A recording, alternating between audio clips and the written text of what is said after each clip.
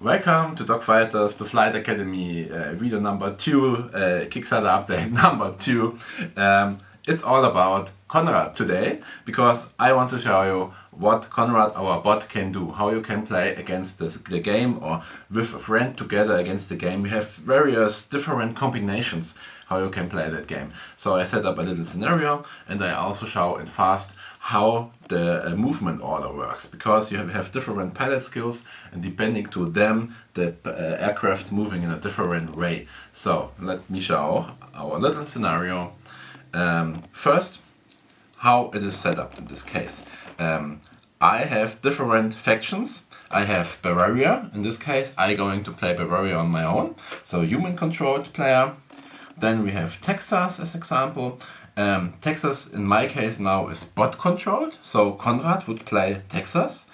We have FSAS from the USA expansion, controlled by the bot as well. In my case now, it could be another player. If Bernard is here, he can play this party. But in our case now, let them control by the give the control to the bot. And we have Saxony here with the airship, also a part of the mission. And we have a experimental prototype, also everything controlled by the bot. Okay, so each faction don't like each other, so they fight against each other. So we make a quite simple mission task. And we have some special objective here. We have some flying tribune here, some grandstand. And if you fly in the same height and very close by, one tile away, then you can roll a die and the spectators see you and give you some, that just give you some bonus points if you're lucky. Okay, and movement order. This is what I want to explain first, and then I show in detail how the bot works and what he can do. Okay, here normally you have the player sitting around the table. In this case I placed 4 aircrafts here. I have Saxony, Bavaria, FSAS and Texas. The order is the same like the player are sitting or starting at the table, and we roll a die to define which player. Let me remove set the airship here. We have some initiative token. At the first turn, player roll a die, and the one with the highest result get the initiative. Let's say Saxony get the initiative. And then right at the beginning, at the movement, first airships have to move. It's always slowest first, because it's an advantage if you start moving after the others. So the airship, we have only one airship. In the case we have another airship, as example we have here this airship. Then the airship farthest away from the initiative, this is not Saxony, because Saxony have the initiative, have to move first. So he want to control his aircraft first, then this aircraft. Okay, not aircraft, airship, sorry. Okay, then after the airships, we control the airplanes. So, and it's the same, we just check the pilot skill level. We have here blue pilots and red pilots. These are experienced and veteran aces.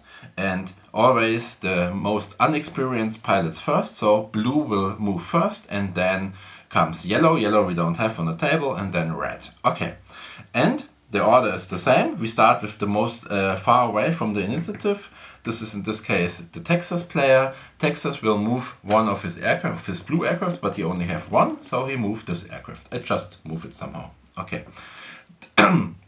Next, FSAS moves one blue aircraft. Let's move him. And then Bavaria. I have to move somehow one of those. I say, okay, I'm moving this aircraft.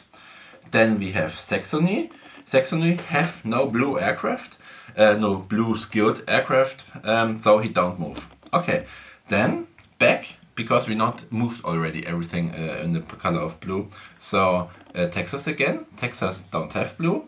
FSAS have a second blue fighter, so he moved now the second one. Don't know, flying here or flying somewhere here. And then Bavaria again. I don't move the second one. Don't move as well. So let's fly there. And then we have a Saxony don't have anything, so blue is now entirely moved. Then we going to the red pilots, and it's the same order. Texas have to move first. He have a red pilot. Let's say, I don't know, he break down to speed of 2. Zoop. and just fly somewhere here. And we have to, just to show it how it works, he's flying down off the cloud, and then you have to add some height again. So he keep the height, even if he not get lower. We place it here. And now he's in this height. The same height as before, just the base moved below the cloud. Okay, red is moved. Then Saxony have a red aircraft as well, so he moved, or no, moved this one. So everybody moved, and then the second thing happens now after movement. We will attack each other in the reverse order, because the experienced fighters attack first. So first the Saxony prototype. What we have then we have the Texas ace pilot, and then all blue, starting with Saxony don't have one. Then I will attack with one of my blue. I have to choose, but the attacking is simultaneously. So if blue attacks each other, even if a blue one destroys another blue fighter, the other one can shoot back at the same time. Just the movement is really separated. And of course, if a red one, now for as example, if this prototype now destroys my number 5 here, my blue skilled pilot, and he is lost from the game, then he can attack, because he comes later and he's already defeated before he starts his attack turn. So yeah, and then the weather is moving and the turn ends, and the initiative moving one forward. So in the next turn, the same thing every turn. So now the movement order, and now it's all about Konrad. How Konrad can behave during combat, and he can do different things, and I show now in detail, step by step. Okay, let's talk about Konrad and how he works and how he acts. And let me show you here on the table.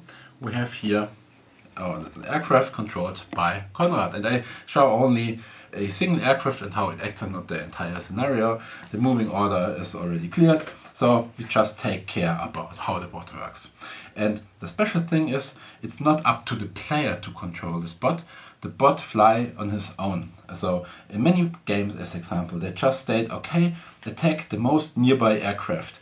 So as example, if this is the most nearby aircraft, then the game states, okay, he is now maybe angry, and try to attack him, so move him somehow that he can attack him. So you move somehow, and then you think, oh no, maybe it's better than I'm moving this way, because you have to move the bot in other games often, and you think about how you can move that it's in an optimal position, not for him, for you, because you want to have him in some position where you can attack him or where he can attack you the worst way, and you spend a lot of time thinking about that. That's slowing down the game speed.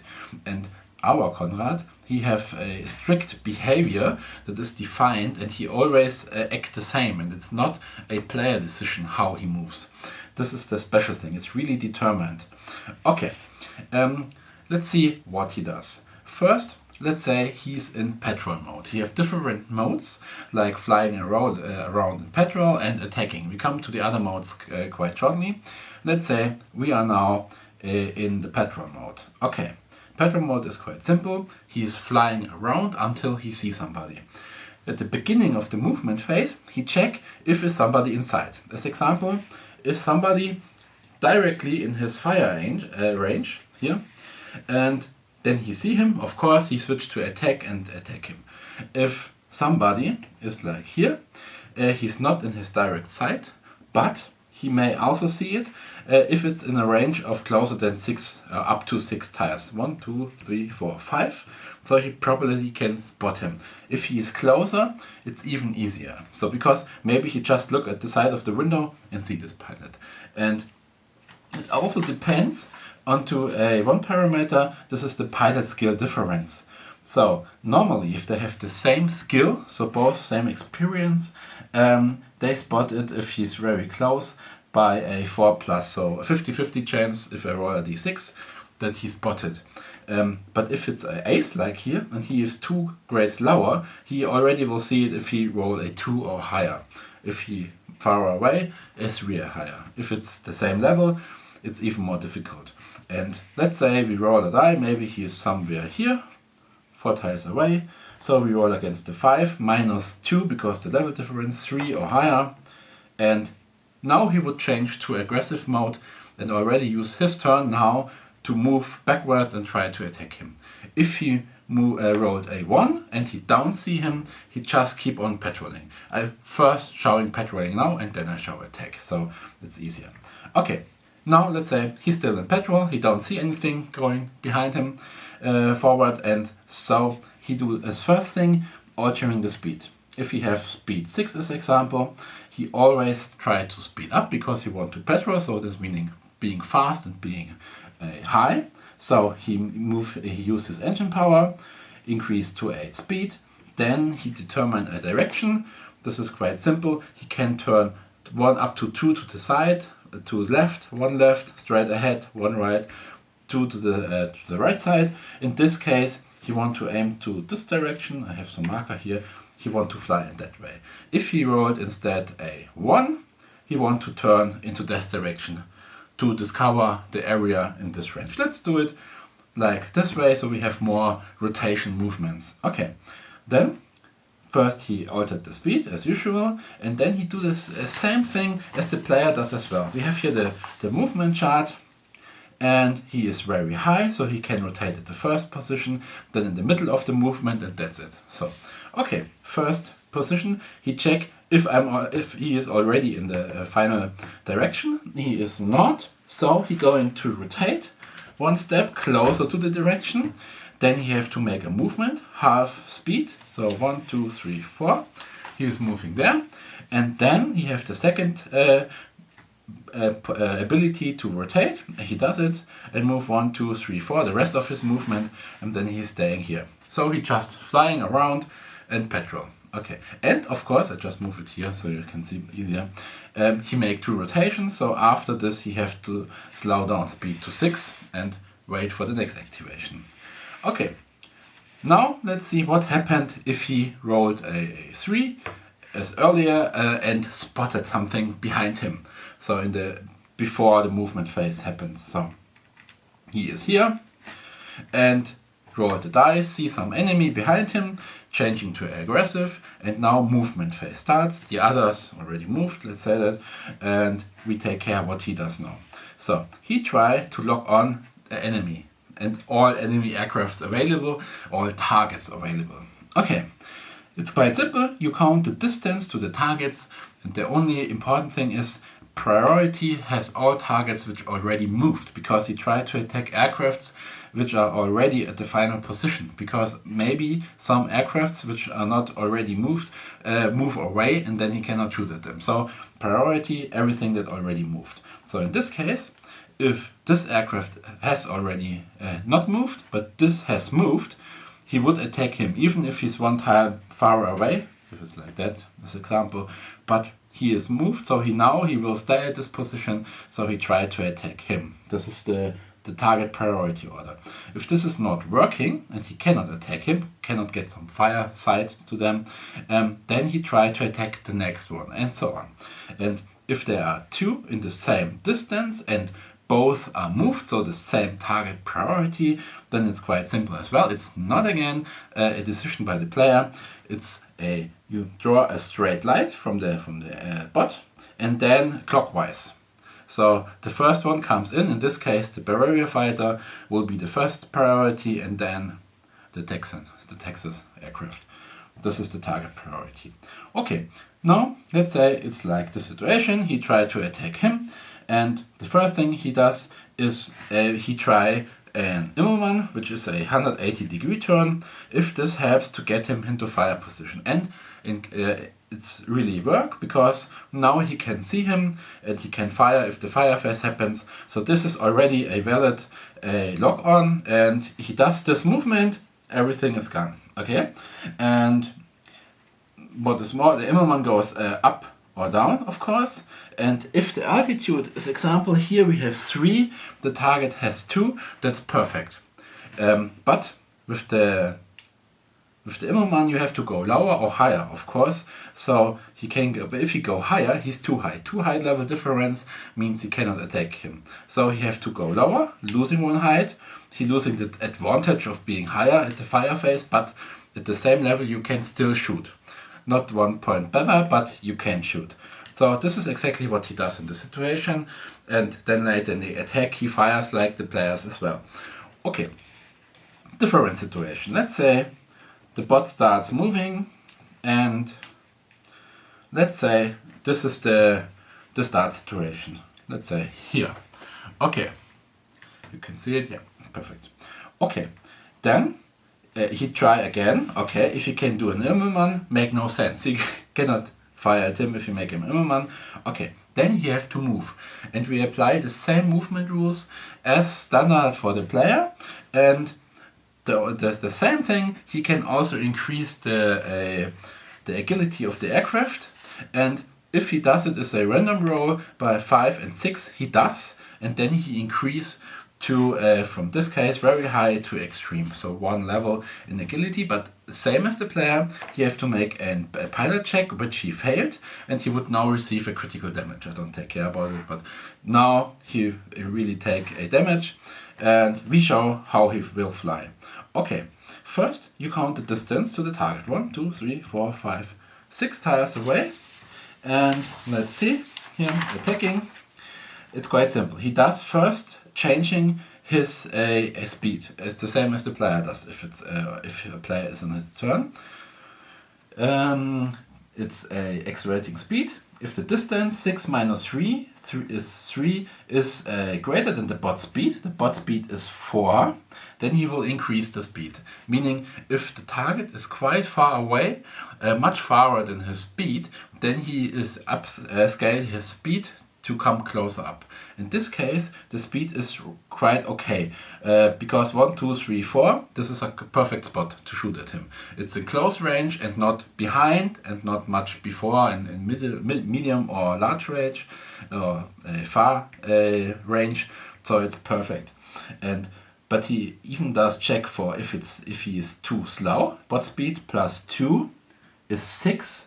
If this is higher than the distance, then he would even brake. As example, with this speed, if he's placed here, he would going to slow down because 4 plus 2 is 6 and the distance is only 5, so he's too fast. Because if he move 1, 2, 3, 4, he's staying here and his target arc going here and he cannot shoot at him, so he acts intelligent. In this case, he would slow down. Let's say he's placed there, so he slow down his speed by the engine power, and now he can perfectly go in here and have some fire line to him.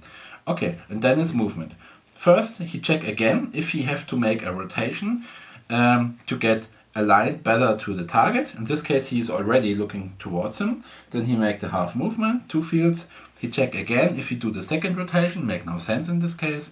And then he do the last step, the last movement, and it's done. He have locked on, he have a valid target to him, and finished. If this is not working, as example, it ends like there or here because he just was too fast at the beginning and he cannot brake that much, then this is invalid and you just not do this movement. You just let them as it was and try to lock on to the next aircraft until you find the first aircraft, the lock-in is valid. And if you have the last target and it still not work, you just do the movement even if you cannot fire after and stay there. So the movement is determined. And if we have some different situation, let's say he stay into this position with a speed of 6. This is now very interesting. And he try to attack him. First, he check against the distance, 1, 2, 3, 4, 5. This is a not too close and not too far, so he will remain the speed as it is. And now he starts moving. So he moving. First, he check if a rotation will help to align to the target. Yes. So first thing is a rotation. Then the half movement, 1, 2, 3. And he will do the second rotation.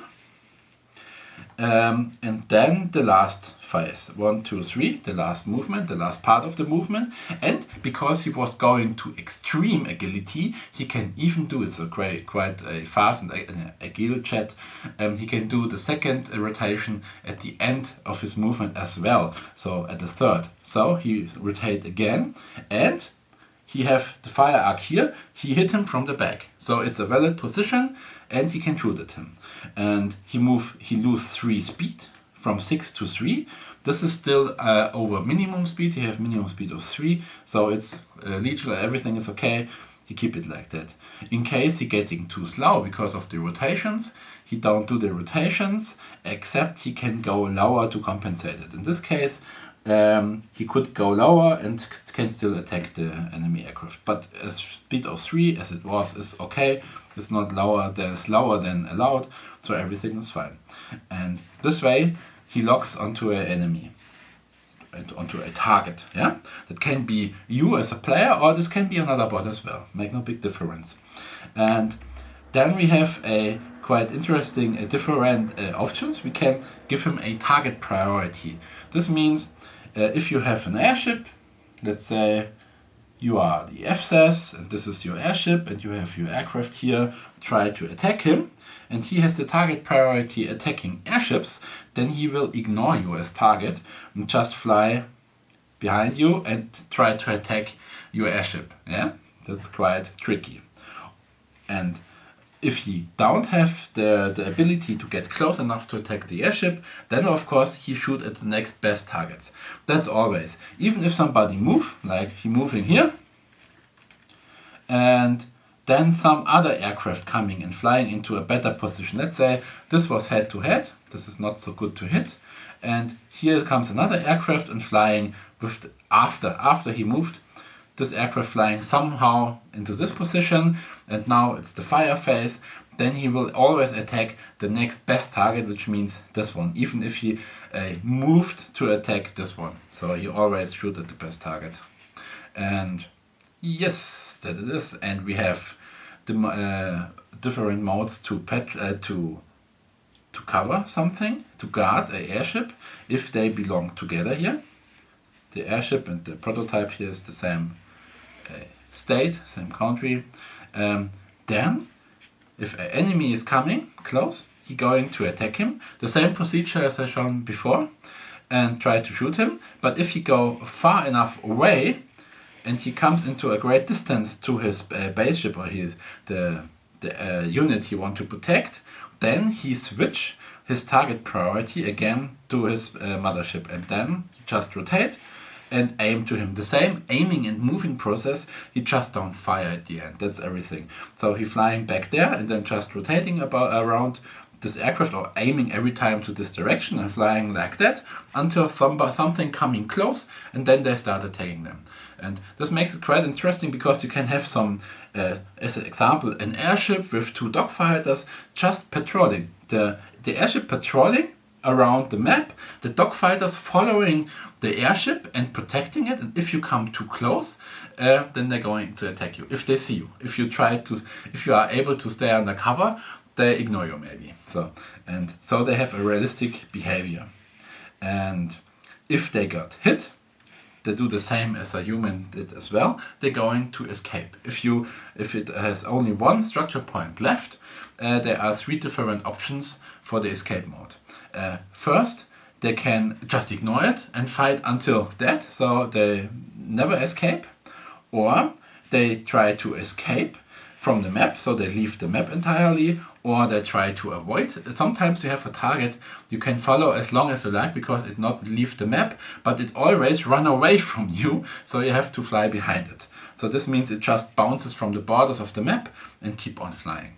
And the third, you have also the repair mode, which means he will automatically, Konrad does it as well, flying to the next hangar or a repairing point. This ship has no repair point. This is a good example. This is some repair clamps. You can fly there and the airship grabs you and refuel you, repair you, and you can keep on flying after that. And then he changed back to his original state, like patrolling or aggressive, whatever. And yeah, these are the escape modes. And if he escape, it's close the same than the attack. You just have a direction where you want to escape, or a enemy unit where you want to run away from. I show it. If the enemies are placed like this, and he is now in escape mode, and he want to run away, fly away, then he count where is the nearest target, and he count this from the field on his back, the tile on his back, because it's always easier to fly forward to escape instead of making a complete turn. So he count the tiles of distance from here, 1, 2, 1, 2, 3. So he more like to escape from him in his back because he can go easily forward than to rotate 180 degrees and run away from him. This is not so easy. So now he decided, okay, he want to fly away from him. First thing, he altered the speed as usual. So he want to increase the speed if it's not already max speed. So he going from 4 to 6. And then he move. First he make again the check if he increase the agility, and he don't do it. If you roll a 5 or 6, he is will be going to the extreme agility level. Now he's just very high, meaning rotation possible at the beginning and in the mid of movement. Okay, then rotate first step of movement. He check if already a rotation right at the start helps him to come far away from him. And yes, turning this way is more away from this one instead of flying this direction. So he first do the rotation, then make the half movement, 3 fields. Then he check again if you need to do a rotation to come far away from him. This is not the case. And then he keep on moving. Let's say he's not out of the map. Let's say he's coming to this position and he have made 1 movement, so he decrease his speed by 1 as well, the same as for the players. Now he have speed 5 and is here. And the last thing he checks if he is not already too low so that he crashes the trees, so he's not going to level 1, but he can go to level 2, and he does it if he is not already in the maximum speed. So escaping aircrafts all times going down and fast as possible to escape. So he sacrifice 1 high level and going 1 faster. So he is now from 5 to 6 speed and 1 deeper as before. And in the next turn, it's the same thing again. He check what's most nearby, where he want to escape. So he not continue to try to fly away from this enemy like that, because he see he is the most closest. Then he going to rotate and to escape into this direction. Always he run away from the most nearest aircraft. You can use it if you're tricky and you come from 2 sides. You can try to catch him somewhere in the middle if you are good, but it's not easy as it sounds like. And yeah, this is close, I guess. Everything, all basics about the behavior of Konrad. And in the fire phase, he shoot with everything he has, and that's it.